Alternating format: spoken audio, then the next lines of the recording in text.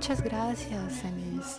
En realidad lo siento, pero mi español está mucho más oxidado que el de ella. Entonces, si quieren, por favor, la traducción, pónganse sus audífonos.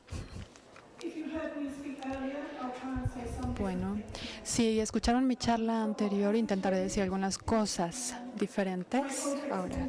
Pero en realidad lo que no cambia es el punto de interés que tengo. Y el principal es que trabajo para BMJ y que organizo un congreso entre colegas cada 4 años y que estamos viendo cómo vamos a lanzar una encuesta de preimpresión clínica. Tengo que hablarles acerca del modelo de revisión entre pares en la ciencia. Y lo que hemos visto es que hay muchos cambios que están aconteciendo. Y lo que queremos es este tipo de revisión. Y hemos visto también cómo llegar a estas metas. Y en general estamos aumentando que haya una mayor profesionalización de los editores y de los revisores. Después voy a hablar un poquito de las preimpresiones y de otras innovaciones, pero como Denise dijo, eso será un poco más tarde. Primero, ¿cómo llegamos hasta aquí? Bueno, en un mundo ideal tenemos un ciclo virtuoso en el que empezaríamos. Estamos teniendo un poquito de problemas. Bueno, tendremos que empezar haciendo investigación, prepararla para poder compartirla con tus colegas, después la compartes, se habla acerca de esto, se habla del trabajo de otros colegas y después se hace más investigación. Y esto es un poco cómo se hizo por 150 años. A lo mejor la primera parte o la primera forma en que se pudo compartir fue oral, no impresa. Pero poco a poco se fueron presentando retos, sobre todo para estas publicaciones en los años 1950. Discúlpenme, alguna parte del texto no aparece aquí, pero bueno. Ahora tenemos más complejidades que entran en este ciclo, porque cuando escribes una descripción de tu trabajo, la envías a una publicación, a lo mejor la rechazan, la vuelves a enviar a otro, y así es como puedes recibir algunas revisiones y a lo mejor entonces sí puedes hacer más investigación y antes de publicarlo recibes otras revisiones y comentarios.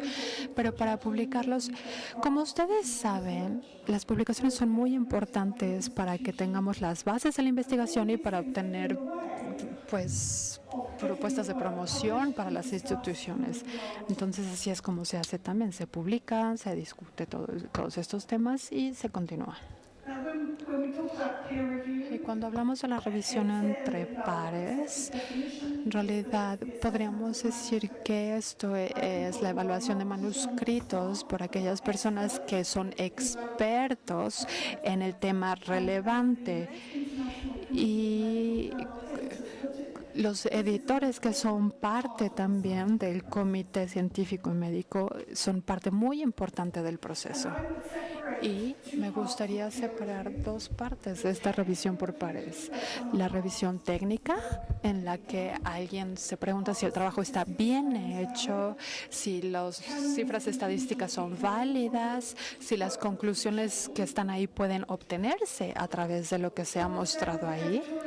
Y tenemos también la selección editorial, en donde el editor decide si este trabajo es interesante para su periódico, para su revista y para el público. Y al final es decisión del editor. Y podríamos decir que es como que ellos están eligiendo simplemente si este rompecabezas específico sí entra o encaja en sus publicaciones. El ICM también lo que hace es decir qué es lo que hace editor. El editor no hace esta revisión entre pares y no tiene que seguir tampoco las recomendaciones de los revisores. Al final, el editor es el que toma las decisiones y puede aceptar o eliminar un artículo en cualquier punto. A lo mejor van a ver este tipo de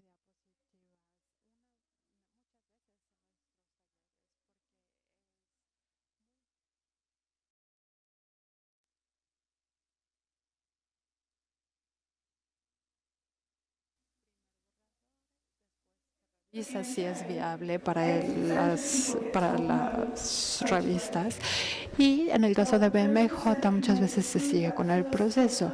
20% de las publicaciones pasan este primer filtro y después estos manuscritos se mandan para que sean evaluados por expertos y los editores van a hablar de si ya se hizo esta revisión entre pares, cuáles fueron las conclusiones y ahora ver también con un representante de los pacientes para poder tomar las decisiones de si se va a revisar el artículo, si se va a aceptar directamente o se va a rechazar directamente.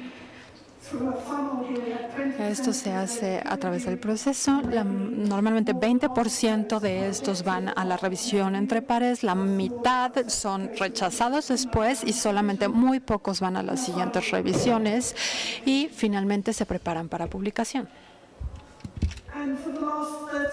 Y los últimos 30 años, PMJ ha estado trabajando con JAMA, trabajando en un congreso de revisión entre pares para hablar acerca de la investigación en esta revisión entre pares.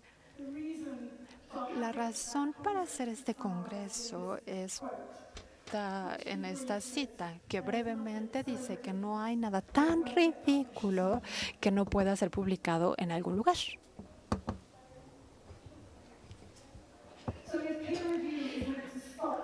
Si se debe parar la revisión. Entonces, el punto de la revisión entre pares es no publicar cosas que no tengan sentido, pero hay que ver si funciona o no. Hay mucha investigación aquí, pero lamento informarles, y yo que he trabajado décadas en esta revisión entre pares, la verdad es que casi no funciona. No funciona para encontrar los problemas específicos en las publicaciones. Aún si tratas de usar esta revisión entre pares, no encuentran los problemas. Los revisores estadísticos sí que tienen una visión diferente de los manuscritos y utilizan también otras herramientas. Pero en realidad esto no mejora siempre la publicación por sí sola. La revisión entre pares de PMJ se utiliza mucho y la mayoría se hace de manera abierta, aunque esto no es que lo haga mejor o peor y como les decía, esto tampoco hace que los documentos funcionen mejor. La revisión entre pares se hace sin saber el nombre del autor y esto tampoco ayuda para tener una mejor decisión de aprobación o rechazo. Entonces, lamento decirles que a todos ustedes que han dedicado mucho tiempo a la revisión entre pares deberíamos saber si hay alguna evidencia real de que esto esté ayudando a tener mejores procesos. Lo que sí podemos pedir es a los editores y a los revisores a que nos digan qué es lo que están buscando.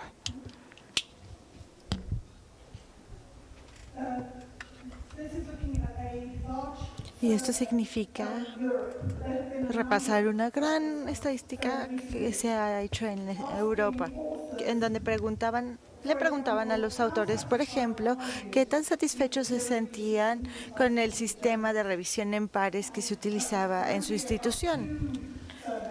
Y aquí hay dos encuestas. El verde es la gente que está feliz y la naranja es la que se siente infeliz. Y de hecho, más de la mitad se encuentra fácil con el sistema. Y es algo que yo no estoy muy familiarizada con esa respuesta, pero pues así es. También le preguntamos a los revisores cuál es su actitud a este sistema.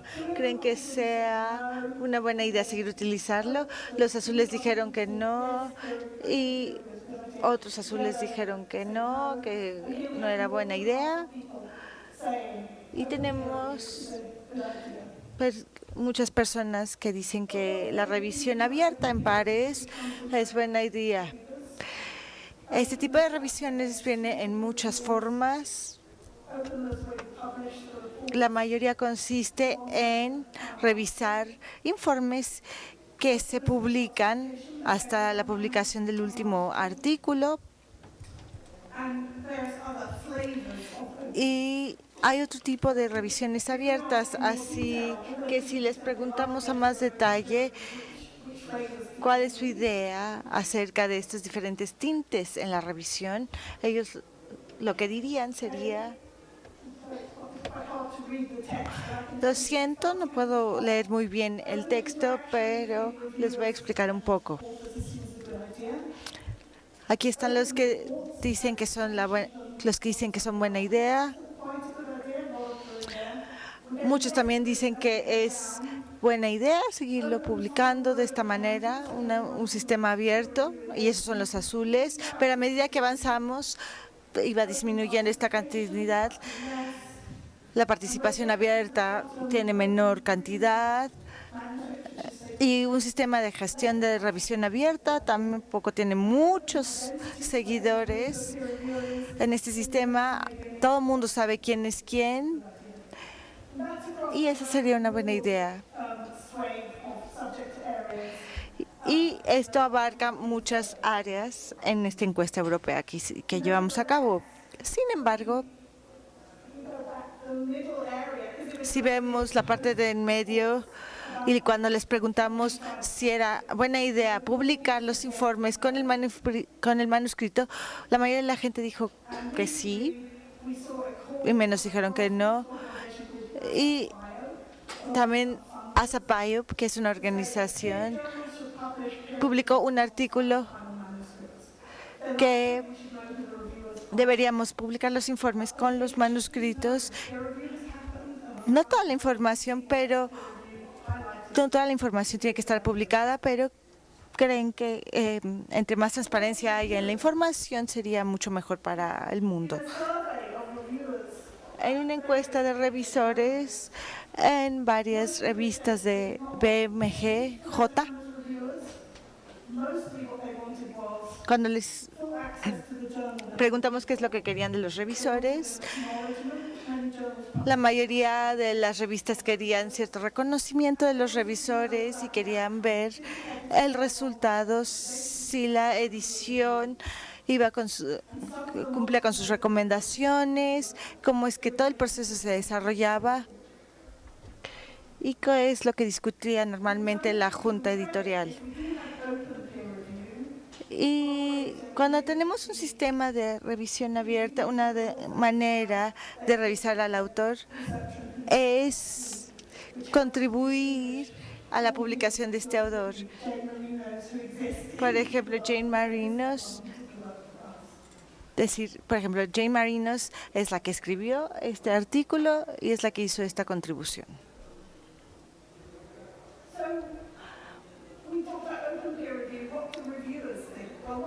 Entonces ya hablamos de lo que piensan los revisores en este sistema. ¿Qué es lo que quieren hacer o qué se les pide cuando hacen una revisión abierta? Y estos son los resultados que Maria Coachon del centro BMC presentó. BMC tiene ciertas revistas académicas y le preguntaron a los revisores que hacían las revisiones de estas revistas si tuvieran en promedio cuántos artículos revisaban en un promedio de 2.5 años, cuántas revisiones abiertas en donde sabían por ejemplo, la identidad del autor, en donde sabían cierta información del autor y en donde no sabían la información del autor. Y si le preguntamos a 4 o 5 revisores, vemos que el porcentaje no es muy alto. ¿Y qué hay del profesionalismo en aumento que mencioné anteriormente? David Morrow presentó una diapositiva que dijo que decía que todo lo que hacíamos en la en la vida tenía que ver con ciertas reglas, revisar nuestro coche, cumplir ciertos horarios, etcétera. Pero la vida editorial no tiene tantas reglas. Necesitamos certificar a los editores. Y sus colegas y ella publicaron una lista de 59 cosas que creen que necesitan introducir en este campo desde el punto de vista editorial. Entonces, tenemos que introducir este sistema de autocertificación que se basa en las competencias y en las habilidades de cada revisor. Hemos visto investigaciones que demuestran ciertos problemas y, sin embargo, sigue existiendo gente que se someten a capacitaciones para hacer revisiones abiertas. Así que la mayoría de los editores en sus páginas web capacitan en este sistema, ofrecen herramientas de guía y también hay compañías que ofrecen esta capacitación. También les diría a los revisores en pares que revisen las publicaciones éticas para revisar cuáles son sus obligaciones y sus derechos. Y tengo que decirles también que cuando he revisado los documentos, y puedo decirles que lo tradujeron al chino, pero no sé si estén en español. También tenemos que revisar las herramientas de transparencias y buenas prácticas. Tenemos que enseñar la mejor manera de hacer una revisión en pares y de mejorar el proceso. Pero hay problemas. Sabemos que siempre hay problemas con la revisión en pares. Muchos de los problemas vienen de sesgos.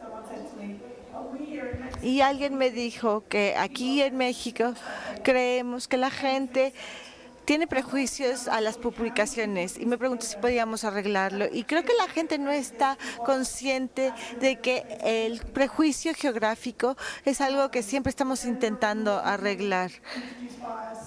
Y también existe cierto sesgo con base en el género, y esto no es solamente dependiente de los autores, sino depende de los resultados que obtengan las personas. También depende de cómo se juzga nuestro trabajo, por ejemplo, que escribimos en inglés. Y hay ciertos problemas personales también, como conflictos de interés o cierta apatía hacia el autor. Y el artículo del sesgo de género, con base en género, decía, en pocas palabras, que las líneas rosas mostraba cuántas autoras mujeres publicaban artículos en revistas académicas de Estados Unidos, y el azul se basaba en la edad de las editoras. Y lo que podíamos ver es que había cierto sesgo por edad de los editores en cada grupo. Entonces, es un poco depresivo. Entonces, lo que tenemos que hacer es que tenemos que tener más editoras. Y hemos visto que esto se ha visto en la proporción también de editoras y de autoras que ha habido en este campo. Y hay ciertas diferencias en las opiniones acerca de la transparencia o la ceguera en este tipo de sistemas de revisión. En algunos otros sistemas es muy claro cuál es el sistema que funciona mejor, pero en la revisión en pares es poco claro. Por ejemplo, hemos visto que hay evidencia que dependiendo del estilo o del idioma que se habla pueden identificar al autor, y algunas personas dicen que el sesgo más grande en los editores es que los editores no deberían saber quiénes son los revisores ni quiénes son los autores. Y de hecho las editoriales tienen sistemas muy inteligentes para no involucrar a personas que podrían tener conflictos de interés que se conocieran en el sistema. Y para tratar de reducir el sesgo, estas son algunas de las medidas que estamos tomando. Y también nos queremos basar en la identidad, y ese es otro enfoque que estamos tomando, ya que eso también tiene que ver con los conflictos de interés, pero vamos a hablar de ello más adelante. Y también hay muchas discusiones una vez que se haya publicado el artículo. En otra presentación del Congreso,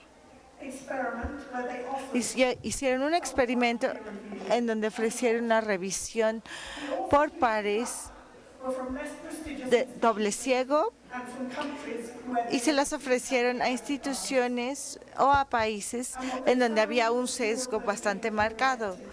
Y con base en eso determinaron cuáles serían los artículos que se rechazarían. Y creo que no solamente el hecho de que no supieran cierta información evitó que algunos artículos no se publicaran. Y también cuando les preguntaron, con base en este estudio, que algunos artículos venían de la India, se demostró que se rechazaron.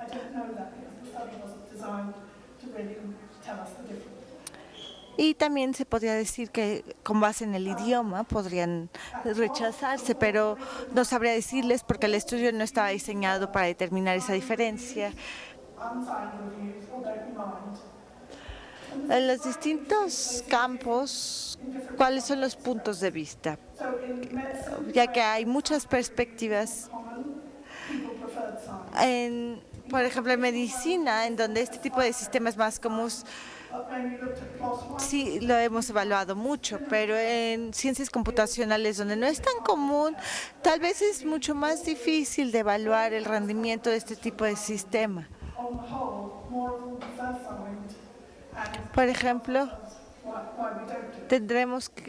y en ciertos campos tendremos que preguntarnos por qué no está funcionando este sistema, por ejemplo.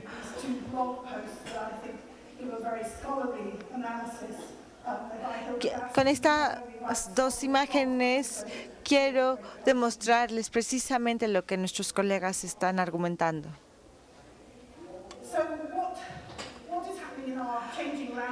Entonces, ¿qué es lo que está pasando en cuanto al panorama cambiante de la revisión en pares y de la revisión en general? Si vemos un flujo de trabajo tradicional que empieza desde la izquierda, primero presentamos el artículo a una revista, después se revisa, después se publica y después se discute. Pero si empezamos a discutir al momento de la presentación y establecemos cuáles son los diferentes criterios de este artículo, entonces podemos cambiar los diferentes momentos como del proceso, como la discusión, la presentación, etcétera. Y hay diferentes pasos en este sistema de revisión.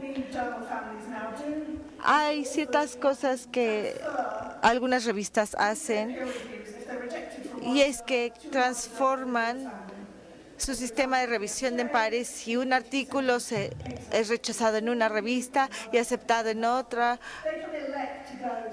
y lo que hacen es revisar el porcentaje o la calificación que se le dio en las diferentes revistas del sistema BM. J. Por ejemplo, en Alemania se hace muchísimo. Una pequeña ventana hace la revisión por pares. Por ejemplo, Nature Communications, que ha adoptado este tipo de sistema, si reciben algún artículo, van a revisar toda la lista. Entonces, no hay una impresión previa. No se incluye este proceso, pero sí se revisa el artículo que se recibió. También tienes que ser miembro del grupo Mendeley para revisar este tipo de artículos. Y un modelo más radical viene de FMIP y lo podemos ver aquí en naranja. Después de varias evaluaciones, se lleva a cabo la revisión en pares como un grupo. Se invita a otros 2 revisores y después se publican los comentarios. Y si el artículo se rechaza, de todos modos se queda en el proceso previo a la impresión como un artículo rechazado. Pero si no hay ningún tipo de rechazo, entonces se imprime y está disponible en las diferentes publicaciones.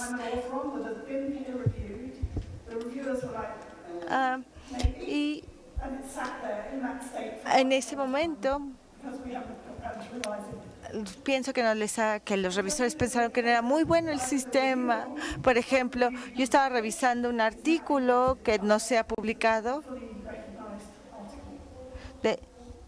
y llevé a cabo este sistema en un artículo que es muy reconocido. En términos de innovación, BMG también está involucrado en la revisión de artículos clínicos. Por ejemplo, les decimos que revisen este artículo con base en sus necesidades y con base en algo en la obtención de información que les ayudaría a ustedes. Hay varios voluntarios que trabajan en esta revisión y que trabajan en diferentes campos. Entonces, lo que estamos haciendo es tratar de incluir esta experiencia de diferentes usuarios para que podamos obtener una revisión mucho más incluyente. Y la mayoría dijeron que los autores se habían respondido las dudas que ellos tenían. También lo que hacemos es publicar las revisiones de los autores. Están disponibles. Y como ya dije anteriormente, tenemos la revisión por pares después de la publicación, en donde el revisor le dice al autor lo que le molesta, la información que no incluyó, y a veces les escribe al autor y les decimos que publique más información o información adicional. Y un problema final que me gustaría hablar, porque lo vamos a mencionar después también, es que estamos trabajando con colegas del Yoda Project y de Harvard, y lo que tratamos de hacer es hacer un servidor previo a la impresión preclínico antes de dañar a los pacientes con algún tipo de procedimiento. Entonces, de alguna manera, lo que me gustaría decirles es que hay muchas cosas que están sucediendo con la revisión entre pares, pero lo que me gustaría decirles es que hay que distinguir si tenemos que hacer las cosas más rápido o tenemos que distinguir lo que es importante. Y mi respuesta es que tenemos que hacer las dos cosas. Y algo que también tendríamos que hacer es tomar decisiones que sean más transparentes y más concisas, en lugar de hacer más versiones de ensayos de revisión por pares. Entonces, si descubrimos que un solo artículo se trata de la misma manera, tal vez podamos mejorar el resultado de este.